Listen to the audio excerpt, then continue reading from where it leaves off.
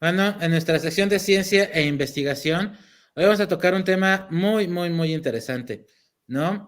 Sobre el diagnóstico del autismo, ¿no? Sobre todo el diagnóstico temprano, ¿no? En edades muy tempranas. Y luego, ¿qué pasa con la gente que luego se dice que sale del diagnóstico y qué sucede después de eso?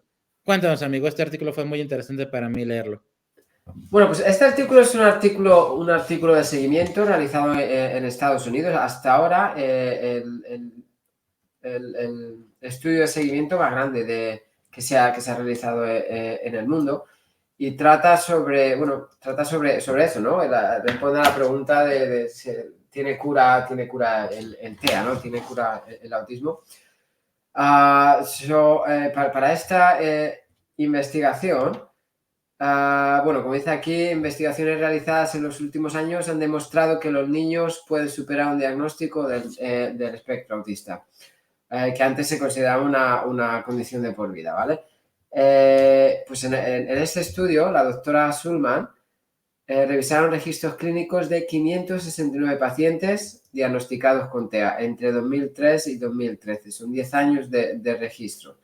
Que es un buen estudio, ¿no? Y es un buen número. Hablamos de que muchos estudios considera más o menos que puedes empezar a estudiar a partir de 30 personas, ¿no? Para hacerlo extrapolable, ¿no? A la sociedad, ¿no? Para poder empezar a hacer estadística diferencial, ¿no? Para poder, con los datos que extraigas. Pues a 569 y en 10 años de diferencia, pues es un número bastante bueno. Uh-huh. Es un programa de intervención temprana también afiliado a la Universidad de Bronx, ¿vale? Entonces, la edad media fue de 2 años y medio en el momento diagnóstico, que es más o menos cuando se empieza a diagnosticar el TEA, ¿vale? Hoy en día, ¿no? Porque antes se tardaba muchísimo más. Uh-huh. Sí, hoy en día. Bueno, hablamos de media, ¿no? El que fuera de 2 años, pero el que era de 3, hablamos de media siempre. Uh-huh. Y de 6 años y medio en el seguimiento, ¿vale? La gran mayoría había recibido servicios de intervención temprana que incluían terapias de habla y ocupacionales. O sea, todos habían formado parte de alguna terapia, ¿no? Se habían beneficiado de distintas terapias, ¿no? Terapia del habla, terapia ocupacional.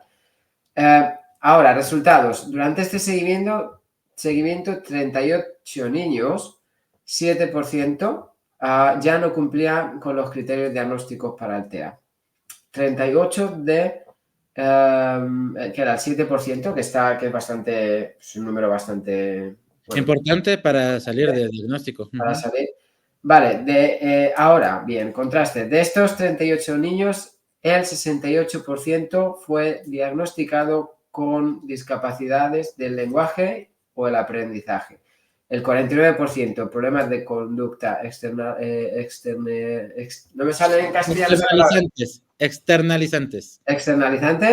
Uh-huh. Y el 24% con problemas de conducta internalizantes. Uh-huh. ¿Vale? El 5% con diagnóstico de salud mental significativo. Solo el 3%, solo 3 de los 38 niños se recuperaron del TEA y no tenían otros problemas. O sea, hablamos que solo 3 personas de las 500, números exactos, 569, se recuperaron totalmente del TEA, no tenían otro tipo de salud mental, otro tipo de discapacidad. ¿Qué forma de analizar esto? Forma de analizarlo. O sea, hemos estado leyendo todos estos datos para no perder ninguno y explicármelo un poquito. Lo que habla este estudio, las conclusiones que comenta este estudio, que evidentemente, basándonos en los datos, la mayoría de las personas con los alumnos con TEA que dejaron de ser parte del diagnóstico es porque recibieron otro diagnóstico. Y un mal diagnóstico, por lo que... Sí, y que, claro, que tenían otro tipo de, un mal diagnóstico. Bueno, no te habla tanto tampoco no llega a analizar si fue mal diagnóstico primero, pero sí te habla, claro, que recibieron luego otro diagnóstico. Entonces se sobreentiende que recibieron un mal diagnóstico al principio y 3 de ellos sí que salieron del diagnóstico autista. O sea, posiblemente también habían recibido un mal diagnóstico, ¿no? Sí, porque los 2 años y medio...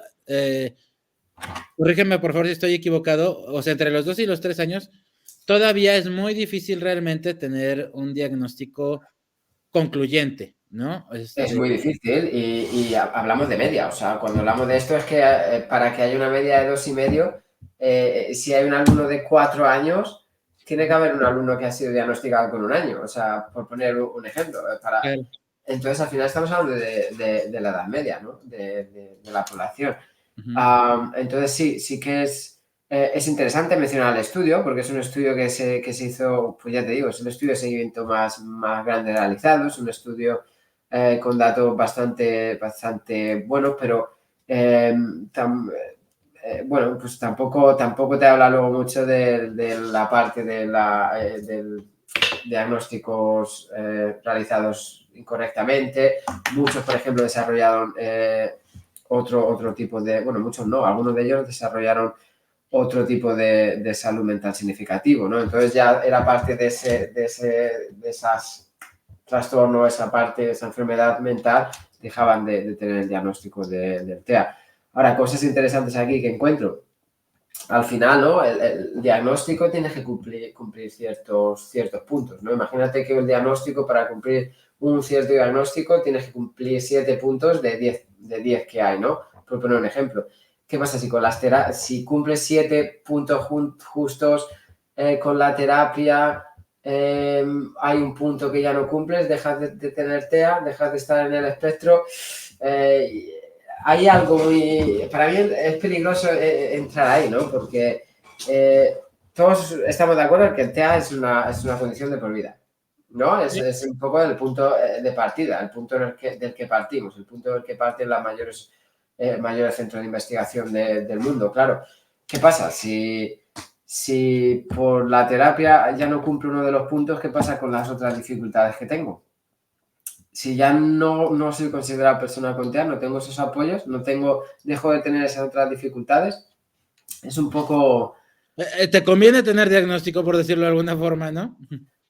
Sí, bueno, al final lo que te hace es que las otras dificultades sigas trabajando en ellas, ¿no? No sé, ¿sabes cómo te quiero decir? Entonces, al final, bueno, está muy bien el artículo, es interesante. Como he dicho, no hay muchos al respecto en este sentido. Yo creo que hay mucho más que investigar aquí, ¿no? Y que explorar. Por ejemplo, lo que mencionas de la edad en el diagnóstico, creo que debería haber estudios donde el diagnóstico, la media de edad fuera más tarde. O sea, hay distintos puntos que se pueden... pero pasa como con todos los artículos, ¿no? Todos los estudios. Al final creas un estudio, tiene bastantes pacientes y es el primero. Luego, a partir de ahí, pues van surgiendo más, van comparando y así funcionamos los investigadores. A mí lo que me gustaría aportar, por ejemplo, me llama muchísimo la atención que el primero, el 68% con discapacidades del lenguaje o del aprendizaje, ¿no? O sea, a mí me llama mucho la atención que lo unan, ¿no? En un mismo criterio porcentual, porque como platicábamos el otro día fuera del podcast, no tiene que ver en realidad. O sea, pueden tener discapacidad de lenguaje en términos de ser verbales o no, pero pueden entender el lenguaje y tener el aprendizaje sin problema, ¿no? Y entonces, o sea, por ejemplo, a mí eso me llama mucho la atención. El problemas de conducta externalizantes, ¿no? Déficit de atención, hiperactividad, trastorno opositor, desafiantes, conducta disruptiva, bueno, ese lo pueden tener muchísimos niños, ¿no? Sí, pero bueno, hablamos de ¿no? Claro, el trastorno de déficit de atención y hiperactividad es una comorbilidad del autismo. El trastorno opositor desafiante es una comorbilidad. Muchos alumnos con TEA tienen eso también. Entonces, y mucha gente en el mundo tiene esas características sí. y no tienen TEA. Y no tiene TEA, claro, también. Por eso te digo que al final, a lo mejor un niño con 2 años y medio, lo que hablábamos antes, ¿no? Que a lo mejor es que no fue diagnosticado correctamente. Y por eso luego ya no cumplía esos requisitos para ser parte del TEA. Porque luego tampoco te está hablando aquí que compara, que hace un estudio de seguimiento durante 25 años o durante 18 años hasta que el niño es adulto, ¿no? Lo que te está volviendo a comparar con un niño de 6 años y medio bueno, no, en total 9, 10 años, ¿no? Porque son 6 años y medio de seguimiento, que es un periodo bueno, pero tampoco hay un total desarrollo, tampoco han llegado a una adolescencia, tampoco han llegado a la edad adulta en la que pueden ver también otro tipo de dificultades, otro tipo de situaciones. Entonces, está bien, es interesante mencionarlo, pero bueno, hay que seguir investigando. Sí, yo creo que lo interesante de esto es desmitificar esta parte de el autismo se cura, ¿no? Y del autismo es una enfermedad, ¿no? Sí, Este, esa es la y parte, esa. Yo, eso es sí, lo esa parte es la interesante. parte importante, de que no es una enfermedad. Yo no me quiero curar de nada.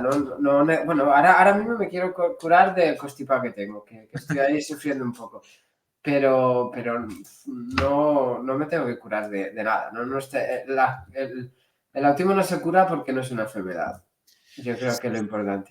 Sí, o sea, yo te diría aquí de mi historia personal otra vez, ¿no? O sea, si León en 2 años desarrolla lenguaje verbal, ¿no?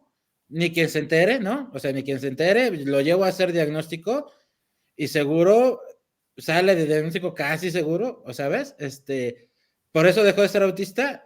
No, no, la No, verdad es que no. no, y sería un error por parte de, a veces, ya te digo, no, o sea, no creo, o sea, no es tema de lo que diga la gente, no es tema, no, No, pero no, creo, o sea, hay muchos padres que quieren de verdad que su hijo deje de ser, o que para ellos a lo mejor sería un alivio pensar, oh, mi hijo ya no es autista, pero le estarían haciendo, no le estarían haciendo un gran favor tampoco al niño, ¿no? Sin tener en cuenta el otro tipo de dificultades. O sea, puedes decir, vale, ya no es autista, vale, pero por favor sigue trabajando lo otro, ¿no? O sea, sigue claro, trabajando las dificultades que tiene, claro. porque están ahí, ¿eh? Y van a estar. Y luego son dificultades, ¿no? Llaman la blind disability aquí, ¿no? Discapacidad ciega, ¿no? Que, claro, todo ese tipo de cosas al final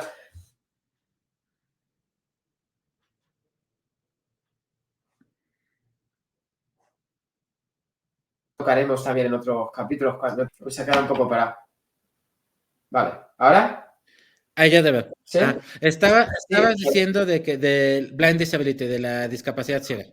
sí, ¿no? Que eso también lo hablaremos en otros podcasts, ¿no? Cuando hablemos de todo esto, ¿no? Pues el bullying y todo ese tipo de cosas, pues hablar de, bueno, la tasa de suicidios y todo en personas con TEA. O sea, al final, claro, eh, si no ayudas, aunque saliera del diagnóstico, ¿no? Pero si no trabajas en todo ese tipo de cosas, bueno, pues a lo mejor sale el diagnóstico de TEA, pero en unos años desarrolla un tipo de enfermedad mental debido a la ansiedad, al estrés. Entonces, Exacto. todo ese tipo de cosas son cosas que van a estar ahí, ¿eh? Y que conocerla, pues es lo que hablamos, pues lo que pasa con las empresas, los colegios y todo, ¿no?